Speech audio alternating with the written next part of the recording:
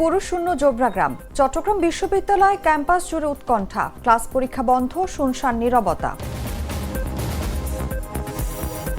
হল ছাড়ছেন অনেকেই। ক্যাম্পাসে আন্দোলনের ঘোষণা শিক্ষার্থীদের একাংশের, বাকৃবি অধ্যাপকের বিরুদ্ধে বিবৃতি।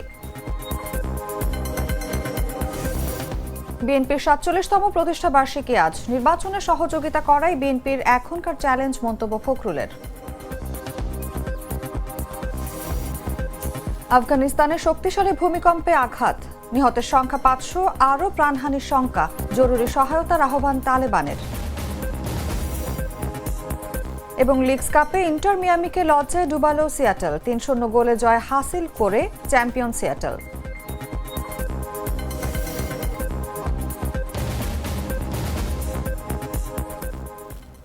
এতক্ষণ শুনছিলেন সংবাদ শিরোনাম। দর্শক, আমন্ত্রণ দুপুরে একটা সংবাদে। সঙ্গে আছি আমি অনুভা বিশ্বাস।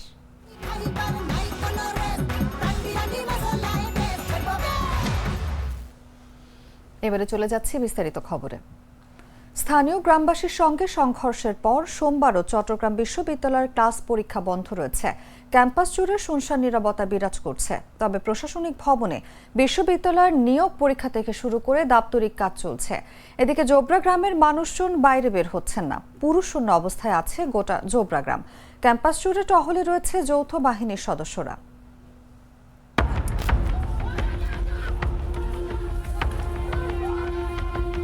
রোববার চট্টগ্রাম বিশ্ববিদ্যালয়ের শিক্ষার্থীদের সঙ্গে স্থানীয়দের সংঘর্ষের ঘটনায় এখনও ক্যাম্পাস জুড়ে থমথমে পরিবেশ বিরাজ করছে। ২ নং গেট এলাকায় বেশিরভাগ দোকানপাট বন্ধ রয়েছে। বিশ্ববিদ্যালয়ে ও আশপাশের এলাকায় সোমবার রাত ১২টা পর্যন্ত জারি রয়েছে ১৪৪ ধারা। সোমবার সকালে সরেজমিনে দেখা যায় জোবরা গ্রামের মানুষজন বাইরে বের হচ্ছেন না। পুরুষশূন্য অবস্থায় আছে গোটা জোবরা গ্রাম। ক্যাম্পাস জুড়ে টহলে রয়েছে যৌথ বাহিনীর সদস্যরা। উৎকণ্ঠায় ক্যাম্পাস ছাড়তে দেখা গেছে কিছু শিক্ষার্থীকে।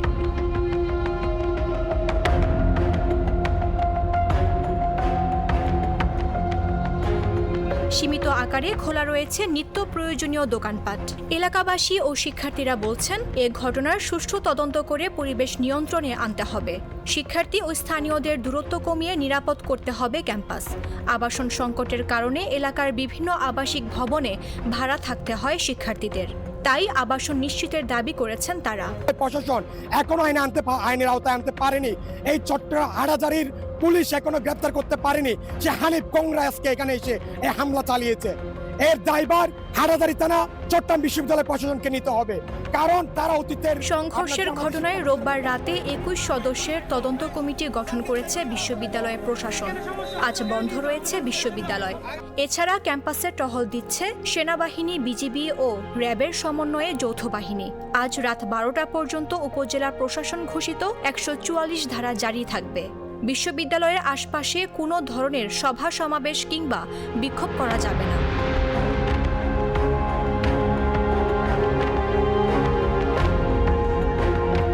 এর আগে শনিবার রাতে চট্টগ্রাম বিশ্ববিদ্যালয়ের ২ নম্বর গেটে ভাড়া বাসায় প্রবেশের সময় দারোয়ানের সঙ্গে বাকবিতণ্ডায় এক পর্যায়ে মারধরের শিকার হন নারী শিক্ষার্থী। খবর পেয়ে অন্য শিক্ষার্থীরা ছুটে গেলে গ্রামবাসীর সঙ্গে মধ্যরাতে দফায় দফায় সংঘর্ষ হয়। এর জেরে রোববার সারাদিন দফায় দফায় স্থানীয় ও চবি শিক্ষার্থীদের মধ্যে সংঘর্ষ হয়। চলে ধাওয়া পাল্টা ধাওয়া। এতে আহত হন প্রভিসি, প্রক্টর, গণমাধ্যম কর্মী সহ অন্তত ২ শতাধিক শিক্ষার্থী। ঘটনা তদন্তে রোববার রাতে ২১ সদস্যের কমিটি গঠন করেছে বিশ্ববিদ্যালয়ের প্রশাসন। উল্লেখ্য, চট্টগ্রাম বিশ্ববিদ্যালয়ের পার্শ্ববর্তী জোবরা গ্রাম। এ গ্রামের লোকজন বিশ্ববিদ্যালয় এলাকায় সিএনজি, অটোরিকশা ও ব্যাটারি চালিত রিকশা চালিয়ে জীবিকা নির্বাহ করেন। তাদের কারো কারো দোকানপাটও আছে বিশ্ববিদ্যালয় আঙিনায়। বড় একটি অংশ চাকরিও করেন বিশ্ববিদ্যালয়ে। ময়মনসিংহে অবস্থিত বাংলাদেশ কৃষি বিশ্ববিদ্যালয় অনির্দিষ্টকালের জন্য বন্ধ ঘোষণার পর হল ছাড়তে শুরু করেছেন শিক্ষার্থীদের একটি অংশ। সোমবার সকাল ৯টার মধ্যে শিক্ষার্থীদের হল ত্যাগের নির্দেশ দেয় বিশ্ববিদ্যালয় প্রশাসন।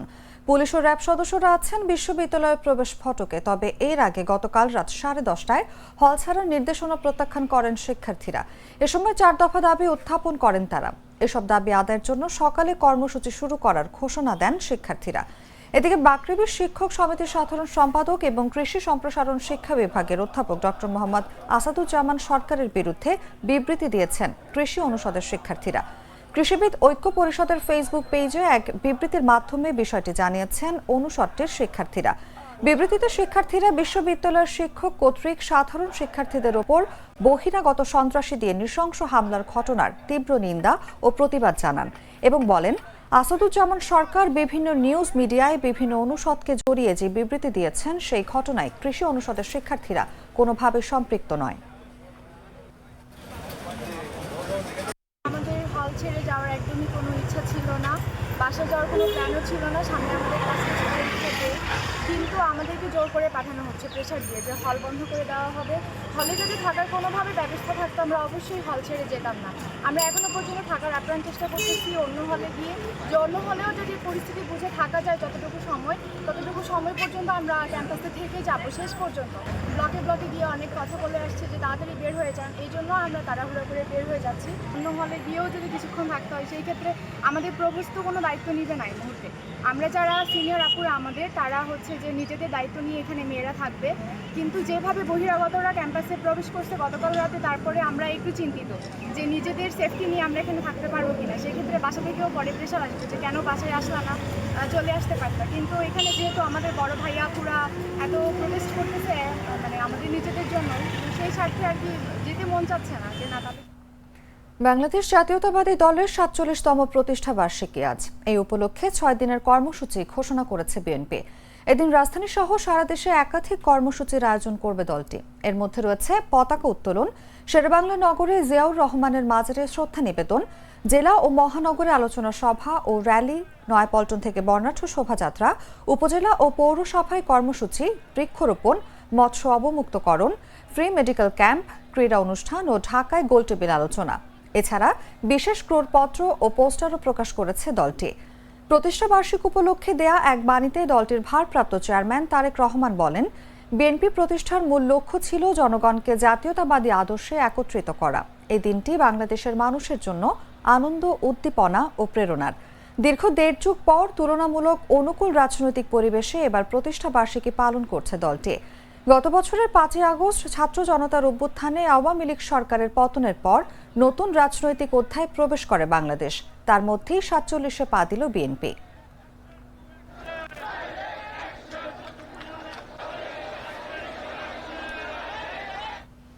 ফেব্রুয়ারিতে সুষ্ঠু নির্বাচন অনুষ্ঠানে সহযোগিতা করায় বিএনপির এখনকার চ্যালেঞ্জ বলে মন্তব্য করেছেন দলটির মহাসচিব মির্জা ফখরুল ইসলাম আলমগীর। বলেন, বিএনপির ক্ষমতায় এলে দেশের রাজনীতি ও অর্থনীতিতে আমূল পরিবর্তন আনবে। সোমবার রাজধানীর শেরেবাংলা নগরে জিয়া উদ্যানে শহীদ রাষ্ট্রপতি জিয়াউর রহমানের সমাধিতে শ্রদ্ধা নিবেদন শেষে একথা বলেন তিনি। এ সময় বিএনপি মহাসচিব বলেন, বাংলাদেশি জাতীয়তাবাদের আদর্শ নিয়ে বিএনপির প্রতিষ্ঠা, যা দেশের রাজনীতিকে আমূল পরিবর্তন এনেছে। এখন যে চ্যালেঞ্জ আমাদের সামনে রয়েছে সেই চ্যালেঞ্জ হচ্ছে যে আগামী ফেব্রুয়ারি মাসে ২৬শে ফেব্রুয়ারি মাসে যে নির্বাচন অনুষ্ঠানের কথা আছে সেই নির্বাচন অনুষ্ঠান সুষ্ঠুভাবে বা সর্বত্র সহযোগিতা করা, সাহায্য করা। যে সংস্কার প্রস্তাবগুলো নিয়ে এসেছিল, সংস্কার যে কমিটিগুলো, কমিশনগুলো, সেই সংস্কারগুলো বিএনপি সর্বাত্মক সহযোগিতা করেছে এবং বিএনপির ৩১ দফা কর্মসূচি প্রবর্তনের মধ্যে দিয়ে বাংলাদেশের রাজনীতিতে সম্পূর্ণ আমূল একটি পরিবর্তন বা আনার ব্যবস্থা করেছে। জনগণের সমর্থনের মধ্য দিয়ে বিএনপি যদি রাষ্ট্র পরিচালনার দায়িত্ব পায়, তাহলে নিঃসন্দেহে আমাদের নেতা চেয়ারম্যান তারেক রহমানের নেতৃত্বে বাংলাদেশে বিএনপি একদিকে রাজনৈতিক পরিবর্তন ঘটাবে, অন্যদিকে অর্থনৈতিক প্রবৃদ্ধি ঘটাবে এবং নিঃসন্দেহে বাংলাদেশকে আরও সামনের দিকে এগিয়ে নিয়ে যাবে। Treat chocolate. Treat moment. Sweet moment. July আগস্টে মানবতা বিরোধী অপরাধের মামলায় সাবেক প্রধানমন্ত্রী শেখ হাসিনা ও সাবেক স্বরাষ্ট্রমন্ত্রী আসাদুজ্জামান খান কামাল সহ ৩ জনের বিরুদ্ধে ১০ম দিনের সাক্ষ্য গ্রহণ আজ। সোমবার আন্তর্জাতিক অপরাধ ট্রাইব্যুনাল ১-এ সাক্ষ্য গ্রহণ হওয়ার কথা রয়েছে। সকালে হাজির করা হয় আসামি থেকে রাজসাক্ষী হওয়া সাবেক আইজিপি চৌধুরী আবদুল্লাহ আল মামুনকে। এই মামলায় এখন পর্যন্ত শহীদ পরিবার, আহত, চিকিৎসক, প্রত্যক্ষদর্শী সহ মোট ২৯ জন সাক্ষ্য দিয়েছেন। সাক্ষীরা সকলেই তুলে ধরেন জুলাই অভ্যুত্থানের নৃশংসতা, বিচার দাবি করেন হত্যাযজ্ঞে জড়িত সকলের। পাশাপাশি শেখ হাসিনা, আসাদুজ্জামান খান কামাল ও চৌধুরী আবদুল্লাহ আল মামুনকে সকল ঘটনার মাস্টারমাইন্ড হিসেবে তুলে ধরেন তারা। এর আগে ১০ই জুলাই শেখ হাসিনা, কামাল ও মামুনের বিরুদ্ধে আনুষ্ঠানিক অভিযোগ গঠন করে বিচার শুরুর আদেশ দেন ট্রাইব্যুনাল। এই ঘটনায় তাদের বিরুদ্ধে মানবতা বিরোধী অপরাধের ৫টি অভিযোগ এনেছে প্রসিকিউশন। টুইন লেমন ও অ্যান্টিব্যাকটেরিয়াল ফর্মুলা বাসনকে চকচকে জীবাণুমুক্ত করে আমাদের দেয় গ্লিটার গ্যারান্টি। জানাবো আন্তর্জাতিক সংবাদ।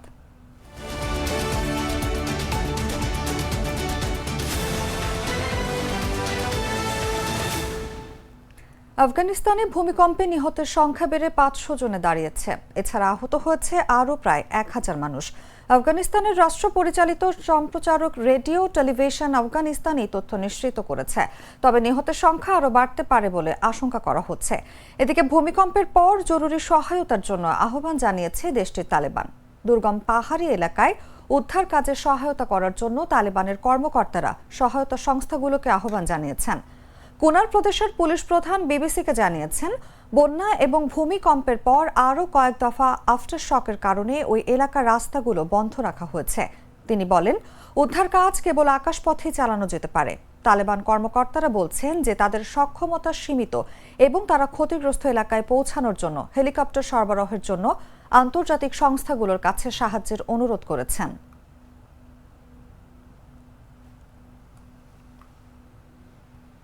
সংবাদ শেষ করব খেলার খবর জানিয়ে।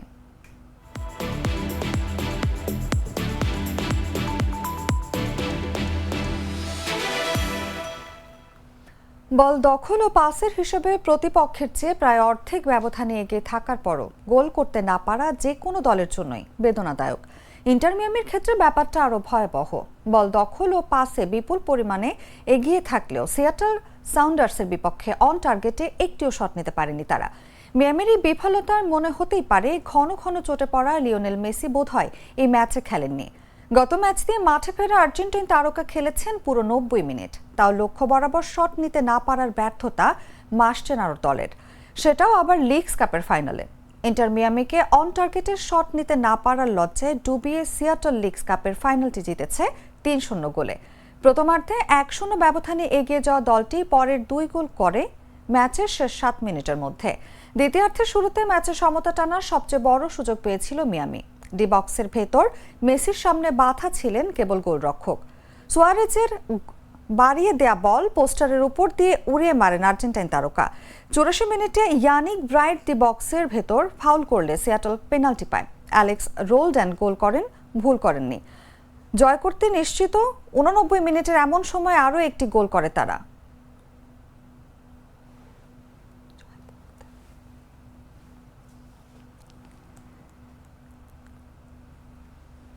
সংবাদ শেষ করার আগে শিরোনামগুলো জানিয়ে দিচ্ছি আরেকবার।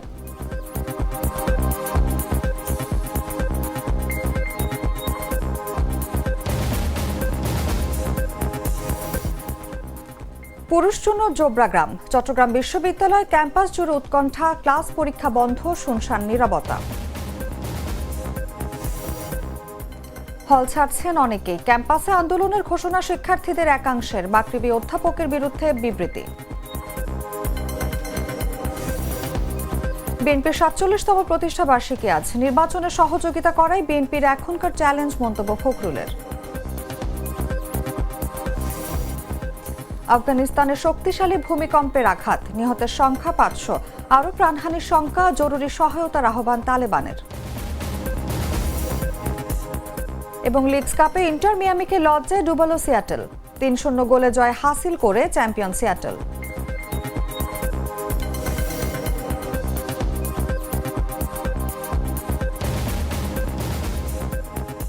দর্শক, এই ছিল এখনকার মতো। এরপর দেখবেন দুপুর ৩টার সংবাদ। প্রতি মুহূর্তে সর্বশেষ খবর জানতে ভিজিট করুন jagonews24.com। ফলো করুন আমাদের ভেরিফাইড ফেসবুক পেজ এবং সাবস্ক্রাইব করুন জাগো নিউজের ইউটিউব চ্যানেল। ধন্যবাদ সবাইকে।